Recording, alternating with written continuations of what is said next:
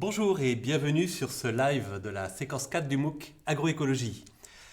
Donc aujourd'hui, on va inverser les rôles.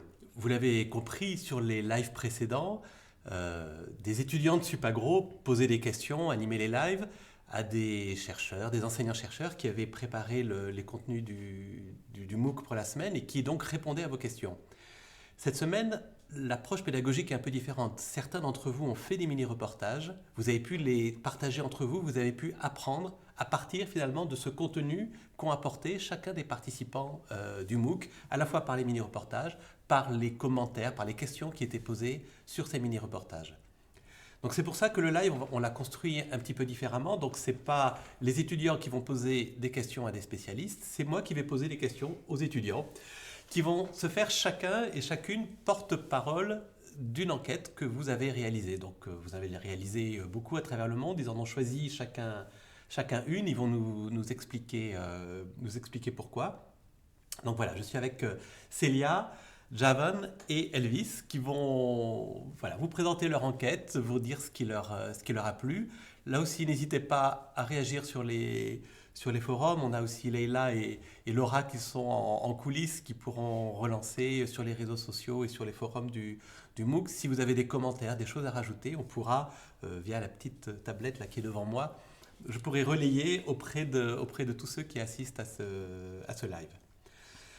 Donc on va commencer avec toi Célia. Donc déjà que tu nous présentes l'enquête que tu as choisie, ce qui t'a voilà. Qu'est-ce que c'était que cette enquête-là et qui l'a faite? Alors bonjour à tous, moi j'ai choisi donc de parler du mini-reportage de Judith qui a fait un reportage donc sur l'agroécologie en ville et elle a été visiter donc la ferme urbaine de la gare Ornano dans le 10e arrondissement de Paris. Et en fait, c'est une ferme urbaine agroécologique qui fait partie d'un plus grand complexe qui s'appelle la recyclerie Gare Ornano, qui est un tiers-lieu qui regroupe à la fois donc, la ferme agroécologique, un café cantine, un atelier de réparation collaboratif et un centre de ressources et d'apprentissage. Et du coup, cette ferme, elle est installée, donc, comme j'ai dit, dans le 18e et à la place d'une ancienne gare et d'un bout d'une ancienne voie ferrée, sur 1000 m² en plein Paris et ils ont 150 m² de potager. Et du coup, ce lieu a été mis à disposition par la ville de Paris de façon à être un lieu d'expérimentation dédié à l'éco-responsabilité. Et cette ferme-là, comme l'explique Judith dans son reportage, elle a 3 objectifs principaux. Le premier, c'est de valoriser l'agriculture urbaine et de montrer qu'elle est porteuse d'avenir et productive. Parce qu'en effet, elle explique qu'ils ont produit 165 kg de 13 légumes différents cultivés selon différentes techniques de permaculture, comme par exemple les buts en lasagne. Je trouve cet exemple assez original parce qu'ils font des successions de couches en fait, de matière brune carbonée et de matière verte azotée. Et tout est cultivé sans aucun intrant chimique. De plus, grâce à ces techniques donc, de permaculture, ils ont un des sols les plus riches de Paris. Elle donnait l'exemple qu'il y avait 127 vers au mètre carré dans le sol. Et du coup, je trouvais ça assez rigolo comme image. Et tout ça, c'est grâce au compost des épluchures qui récupèrent du café cantine et aussi des riverains qui participent en amenant leurs biodéchets. Ils ont aussi 17 poules qui permettent de revaloriser les déchets donc du café cantine et aussi donc, de faire un engrais naturel pour les cultures. Le deuxième but, c'est aussi d'éduquer les citadins qui sont très éloignés des pratiques agricoles et du coup à les éduquer à un nouveau système alimentaire et à la notion d'agriculture écologique.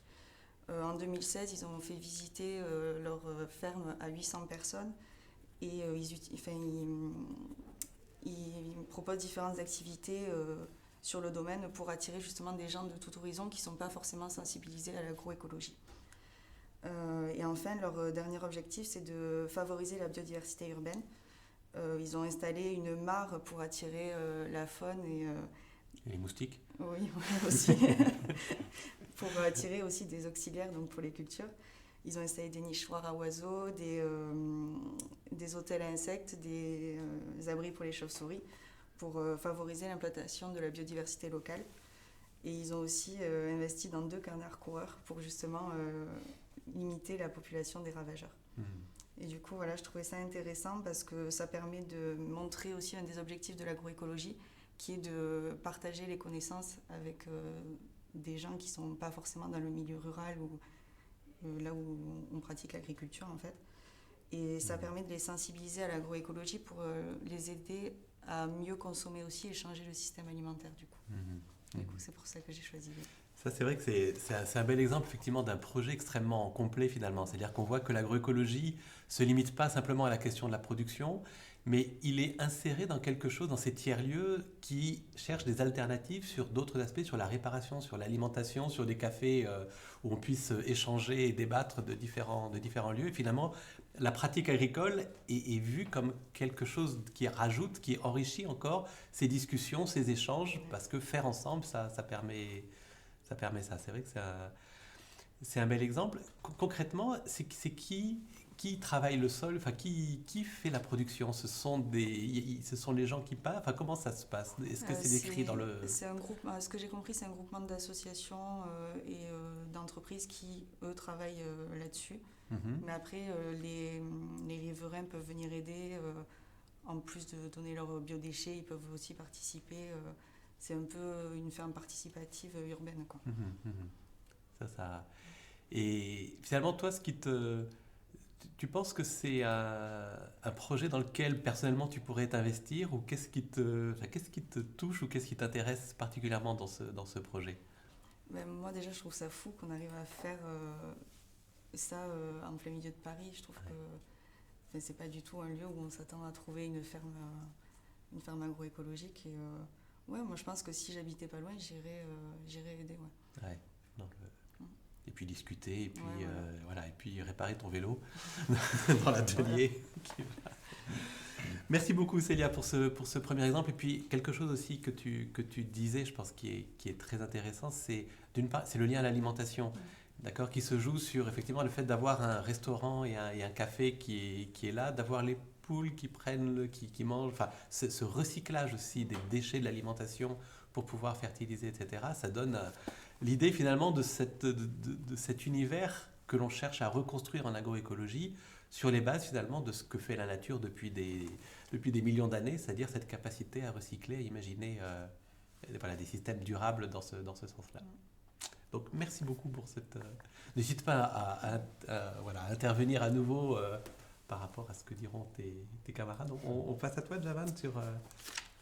Alors moi j'ai choisi l'enquête donc sur l'association AZN qui signifie Association Zoran Nattaba, qui a été créée en 1989 par des paysans de plusieurs villages du Burkina Faso, dans la région du plateau de Guyé, qui, face à une problématique qui est la désertification et la dégradation des sols à cause de la sécheresse. Donc cette association, donc, depuis plus de 30 ans,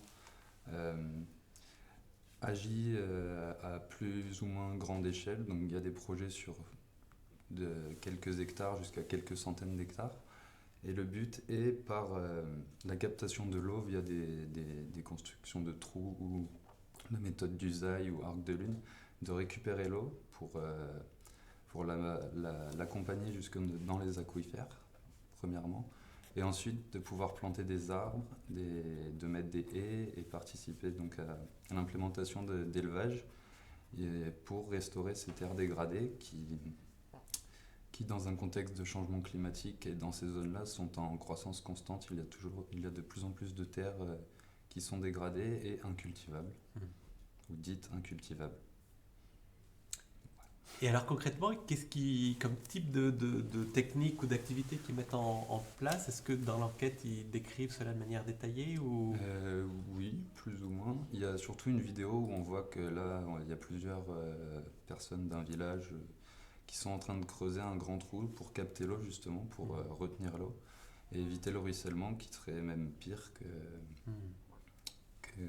tout. Ouais. Et on les voit travailler, donc c'est un travail très dur parce que c'est une terre qui est dure, qui est sèche, et c'est beaucoup de travail, mais au final qui marche et qui est très très important aujourd'hui. Et ça, cette approche, ce qu'on appelle la technique Zai, d'accord, de creuser des petits trous dans lesquels l'eau de pluie peut ruisseler et s'infiltrer. Finalement, on concentre l'eau de pluie sur les endroits où on met les plantes. À travers, alors c'est comme tu le dis, c'est quelque chose qui demande effectivement beaucoup de travail, surtout quand la terre a été un peu indurée ou a été vraiment, vraiment dégradée. Ça demande beaucoup de travail, mais en même temps, ça permet de concentrer ainsi la fertilité autour de la plante. Et souvent, en même temps que ces trous, on met un petit peu de matière organique au fond du trou pour finalement recréer très localement des conditions qui vont être favorables à la culture des plantes, alors que si on sème ces plantes sur ce sol dégradé, ça ne fonctionne pas. Je ne sais pas s'ils font référence, parce que c'est une technique assez traditionnelle, le ZAI, qui a été finalement revisitée par l'agroécologie pour pouvoir l'optimiser, lier la question de la captation de l'eau à celle de la matière organique et essayer de trouver comme ça des manières de produire plus, voilà, sur des zones sur lesquelles on ne poussait plus rien.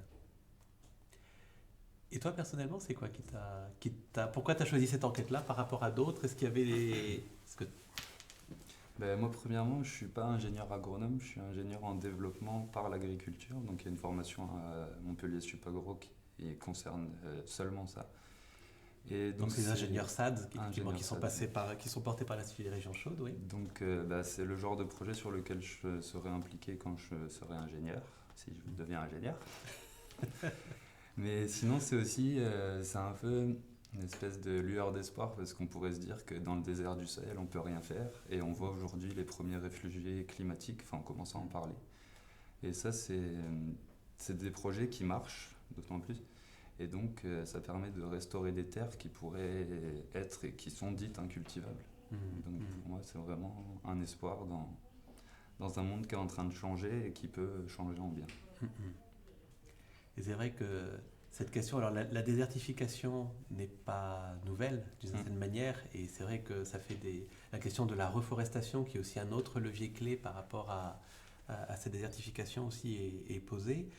Mais aussi, comme tu le dis, la question du changement climatique change la donne au sens où ça change d'échelle, c'est-à-dire que c'est les nombres d'hectares concernés, le nombre de personnes surtout concernées va devenir de plus en plus grande, et que si on ne trouve pas des solutions localement, eh bien, c'est effectivement la porte ouverte à toutes les migrations dont on sait qu'elles ont toujours existé, elles sont importantes à une certaine échelle, mais dès lors que c'est de la migration qui est obligatoire parce qu'on est réfugié climatique, ça pose évidemment d'autres soucis et d'autres difficultés, avant tout pour ces personnes-là, quoi. Donc c'est vrai que c'est marrant parce que je fais un petit peu le parallèle entre vos deux projets dans des contextes complètement différents, et c'est ça aussi qui est intéressant dans votre choix, c'est d'explorer des contextes différents. Mais je trouve ce qui les rapproche, c'est que d'une certaine manière, la question est à travers l'agroécologie, de reconquérir des espaces. C'est-à-dire, toi, de reconquérir l'espace urbain qui a été abandonné d'une certaine manière par l'agriculture, et de te dire, voilà, il y a des friches urbaines, des zones des tiers-lieux, etc., qui peuvent permettre cette reconquête, finalement, et de replacer l'agriculture dans la ville. Et c'est vrai que, de ce point de vue-là, Paris fait figure de ville pionnière dans le monde avec tout ça. Sur Montpellier aussi, il y a des programmes qui vont complètement dans ce sens-là. Et de plus en plus, on sent que la ville de demain va devoir intégrer ça. Et puis tu parlais, toi, que tu te destines plutôt à aller travailler dans les pays du Sud.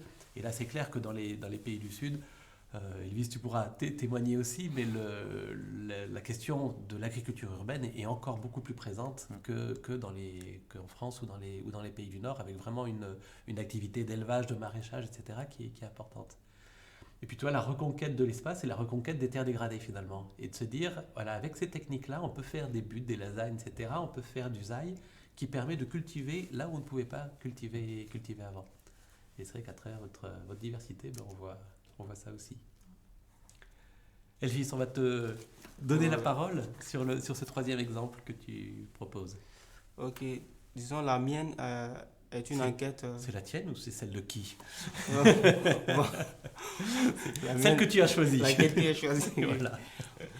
La mienne est une enquête réalisée en France, précisément dans la ville de Belmont de la Loire.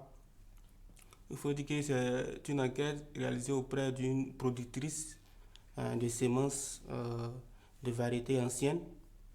Elle compte valoriser les anciennes variétés compte tenu de l'adaptivité de ces variétés-là avec le phénomène des changements climatiques et tout ça, parce que pour elle, les anciennes variétés sont quand même plus résistantes par rapport aux variétés de nos jours. Donc, pour faire cela, elle est en collaboration avec Jean. Elle se nomme Corinne. Elle est en collaboration avec Jean.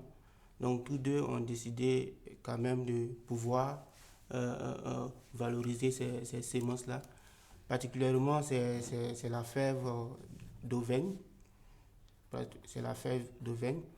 Il faut dire que pour toucher encore d'autres horizons, ils ont quand même réfléchi au phénomène d'association de plusieurs cultures avec d'autres cultures telles que les salades et autres. Mais concernant l'objectif, voir la vision de ces deux, c'est d'abord pour pouvoir toucher un enjeu au niveau social, grâce à, on peut dire, l'autonomie des paysans, l'autonomie jardinière et autres, et aussi de toucher quand même un enjeu au niveau agronomique, compte tenu du fait que la fève d'Auvergne est quand même une légumineuse. Donc, l'utilisation de ces fèves-là en relation avec d'autres plantes va permettre quand même de fixer de l'azote dans le sol et va permettre d'enrichir le sol, qui va quand même optimiser la production. Parce qu'on s'est dit que avec l'utilisation de variétés anciennes sans intrants, c'est quand même difficile. Quand même, en faisant ce processus-là, on peut optimiser la production par le biais de l'association avec d'autres cultures. Bon, elle a aussi évoqué le volet quand même écologique, c'est-à-dire le volet écologique compte tenu de la diversité génétique des anciennes variétés, avec la diversité de cultures, de variétés sur la parcelle. Et aussi, en dernier point, elle a aussi évoqué le problème de l'alimentation. Il faut dire que la fève d'Auvergne est une culture quand même très riche et a une valeur nutritive en protéines. Donc, l'utilisation de cette fève-là va permettre quand même au niveau quand même alimentaire d'assurer quand même son bien-être. Bon, concernant l'environnement, là, quand même, c'est déjà flagrant parce qu'on sait que le fait d'utiliser, de faire la production en bio et de ne pas utiliser les intrants et de ne pas utiliser la mécanisation, on voit que là, au niveau environnemental, quand même, ça va protéger l'environnement et ça va réduire peut-être avec zéro intrant. Donc, quand même, c'est un avantage. Donc, c'est un peu tout ça qui m'a beaucoup motivé. Donc, quand même, ce sujet est vraiment passionnant. Je vais m'arrêter ici pour ne pas trop. Non, mais effectivement, on a là aussi. Ça montre bien à travers cette entrée de la diversité génétique à quel point on touche à plein d'aspects, à la fois de la production, du lien à l'environnement, du lien à l'alimentation, et puis de ce que tu as très bien décrit à l'instant. On disait finalement, par rapport à vos exemples, c'est la reconquête de nouveaux espaces. Ton exemple, il illustre aussi la reconquête de la diversité dans les agrosystèmes. Et finalement, qu'est-ce qui t'a plu dans cet exemple? Pourquoi tu l'as choisi? Bon, d'abord, comme je l'avais dit, c'est d'abord l'aspect du fait que c'est passionnant. Après lecture du mini-reportage, j'ai vu effectivement un lien quand même, un lien étroit entre la productrice et la nature et ses cultures. Sincèrement, de la manière dont elle a détaillé, elle a expliqué l'enquête ou bien elle a répondu aux questions, tu sens effectivement qu'elle était vraiment en relation, qu'elle se sentait vraiment impliquée dans ce qu'elle faisait. Moi, à sa place, quand même, je ne pourrais pas bien détailler, bien expliquer. On sentait vraiment une autonomie, quand même un engagement. Donc, du coup, c'est un premier volet de l'agroécologie que je vois là, parce qu'on a quand même fait des cours où on parlait en classe, mais là, c'est un aspect quand même concret, voire pratique, que je vois à travers ce mini-reportage. Du coup, j'ai compris effectivement que l'agroécologie, ce n'est pas d'abord l'enseignement, c'est pas quelque chose qu'on voit, et c'est pas quelque chose qu'on attend quand même, mais ça se pratique au fait. D'abord, ça, c'est le premier plan qui m'a beaucoup touché. Maintenant, au deuxième volet, c'est quand même au niveau personnel, dans mon pays d'origine, c'est-à-dire en Côte d'Ivoire. dans ces dernières années, on a été quand même confronté à des problèmes de pénurie en culture maraîchère, culture vivrière, quand même, c'était vraiment difficile. Du coup, je me dis, en faisant quand même une transition, c'est-à-dire si on pratique ces méthodes que Corinne a utilisées dans le mini-reportage, ça pouvait quand même permettre de pouvoir freiner ces difficultés-là. Parce que en Côte d'Ivoire, il faut dire qu'avant, on cultivait beaucoup sans les intrants et puis on avait beaucoup de petites exploitations. Or, avec l'arrivée quand même, de la technologie, bon, je ne veux pas dire de la technologie quand même, on peut dire l'aide apportée par les grands pays à ces paysans-là. Du coup, ils ont beaucoup privilégié l'utilisation des intrants et autres. Donc, ce qui, quand même, a eu l'influence sur la production, et la production a chuté parce que, quand même, le climat et autres. Donc, c'était vraiment difficile. Du coup, je me dis, si quand même on essaie de mettre en pratique ces méthodes, le fait d'utiliser les anciennes variétés, le fait de faire une association avec d'autres cultures, le fait d'utiliser, voir l'importance au niveau d'optimisation des richesses dans le sol avec l'utilisation des légumineuses, parce qu'il y a beaucoup de légumineuses qui est pratiquées quand même en Côte d'Ivoire. Donc je pense que quelque part c'est un plus et ça m'a beaucoup impressionné. Voilà, ça m'a beaucoup impressionné. C'est un peu tout ça qui m'a beaucoup motivé à choisir ce mini-reportage. Merci. Bah ouais, on est impressionné aussi par ta passion et la manière dont dont tu en parles, parce que c'est vrai que c'est, comme tu le dis, le fait, et je pense que toute la semaine, on a vu ça à travers les mini-reportages. C'est-à-dire que c'est vrai que les autres semaines, on avait appris, on voyait des expériences, etc.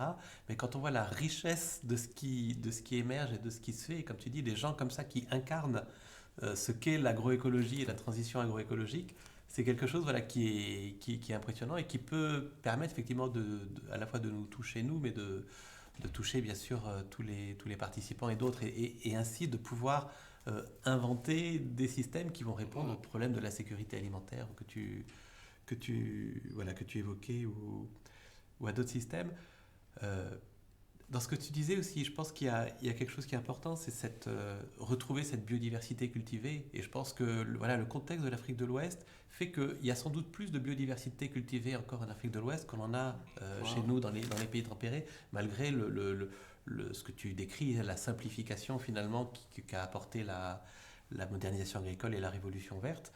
Mais en même temps, il reste encore beaucoup de biodiversité cultivée, et c'est vraiment une ressource, un trésor finalement, pour imaginer effectivement, dans lequel on peut puiser pour imaginer des pratiques, des systèmes qui vont permettre de répondre aux enjeux de demain. Et toutes les approches, par exemple de sélection participative, ou ces approches-là qu'on a un petit peu vues dans le MOOC, illustrent finalement cette manière d'aborder la diversité. Ce qui est intéressant aussi dans vos exemples, je trouve que c'est le côté sud-nord qui l'illustre. Avec toi, Javan, qui t'intéresse à un exemple du sud. Toi, Elvis, qui prend un exemple en Auvergne, qui n'est pas tout à fait exactement comme, et comme la Côte d'Ivoire, et qui dit, mais finalement, il y a des similitudes, il y a des choses que l'on peut imaginer, et dont on peut s'inspirer. Et ça, c'est quelque chose, voilà, que je trouve très intéressant. Est-ce que l'un ou l'autre d'entre vous a un petit commentaire, quelque chose qu'il faudrait rajouter avant qu'on... Moi, je voudrais faire le lien avec le mini-reportage que j'ai moi-même réalisé. On a interviewé Monsieur Zapata, qui est un conseiller en élevage, en Auvergne aussi. Oui. Et il rappelait que c'était important d'adapter la culture au sol qu'on a, plutôt que d'essayer d'adapter des nouvelles variétés au système d'élevage qu'on a en France. Et c'est vrai que les paysans, ils n'ont pas forcément l'agroécologie, ça leur fait encore peur. C'est ce qui faisait ressortir de l'entretien, que ça a des connotations bobo un peu, où Et du coup, il y a des paysans qui ont encore peur de faire ça. Et c'est justement le rôle des conseillers aussi, je pense, de faire changer les choses et de revenir du coup à cette biodiversité et au lien au sol. Et du coup, voilà. Et ce sera votre rôle futur en tant Ouais, qu'ingénieur, c'est ça. si vous l'êtes un jour, effectivement de pouvoir vous insérer là-dessus, parce que il est évident que finalement dans cette transition agroécologique, c'est pas juste une question d'agriculteur tout seul ou isolé, c'est une question, on l'a dit aussi, de citadin, c'est une question de tous les métiers autour de l'agriculture et les métiers autour de l'alimentation et de la transformation alimentaire aussi qui sont touchés par cela. Oui. Merci à vous trois pour cette analyse, pour votre regard sur l'avenir. Alors bien sûr, on a mis en exergue, finalement, en valeur 3 reportages, mais il y en a encore, il y en a beaucoup d'autres que l'on aurait pu prendre parce qu'il y a eu beaucoup de choses très intéressantes. Donc n'hésitez pas à aller visiter les autres et aussi à laisser vos commentaires, parce que voilà, Célia disait, moi les commentaires que j'ai eu sur mon reportage, ça m'a fait plaisir et voilà, de pouvoir échanger ça. C'est aussi à travers ça que vous vous formerez, que tous ceux qui ont pris la peine de faire un mini-reportage voient aussi un retour par rapport à leur travail et c'est important pour cela. Voilà, donc bonne fin de semaine à tous. On démarre donc une nouvelle séquence, la dernière séquence du MOOC qui sera sur la transition agroécologique et on se retrouve donc jeudi prochain à 13h également pour le live de 13h30. On vous dira sur la lettre de la semaine, 13h ou 13h30 pour le live sur la transition agroécologique. C'est-à-dire tout ce que l'on a vu finalement s'opérer cette semaine, ce qui se fait sur le terrain, ce que vous avez décrit aujourd'hui. Comment on peut l'analyser, qu'est-ce qu'on peut en dire, quels sont les leviers de cette transition agroécologique. Voilà, bonne fin de semaine et à très bientôt. Au revoir.